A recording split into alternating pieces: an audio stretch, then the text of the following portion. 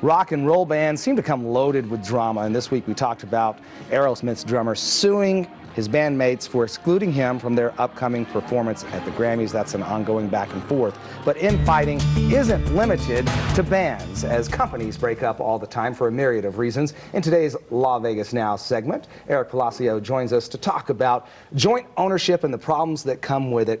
Let's talk about the specific case. You've got one band member saying, hey, you got to let me play, and the other's going, no. It's a sad situation. They've been together a long time and have been friends for a long time. But in a situation like this, the decision-making power is in whoever the band delegated that to. Sometimes it's a management team, sometimes it's one person. Here, apparently, they each have a vote, and they voted 4-1 to have a different drummer play at these two upcoming events. And companies large and small, same story. If it's joint ownership, it's a designated individual or individuals make key decisions, right? That's correct. Whether it be a corporation or an LLC, there's an operating agreement that dictates who has the authority, who has the ability to make decisions, and what percentage of owner each person has, and their voting rights. Well, it's interesting with the band, you start to think about royalties, because their songs are played all the time, still to this day.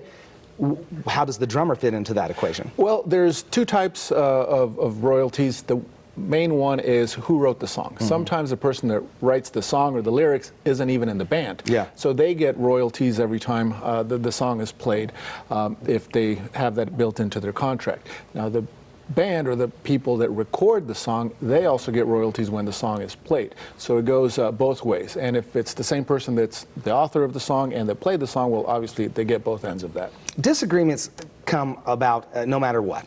What is the #1 mistake people make when they're either forming a band or forming a company? A lot of times it's not setting it up, thinking we're always going to be friends, we're always going to be buddies, nothing's ever going to go wrong.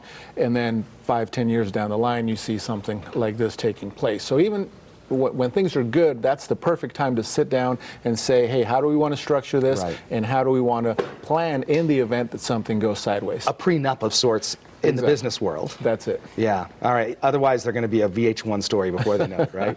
Hopefully not. We'll see. Eric, always good to have you with us. Appreciate you joining us. Thanks for having me. If you'd like more information, give Eric Palacios and Associates a call. There's the phone number, 702-444-7777. And you can go to their website at ericpalacioslaw.com. We'll be right back.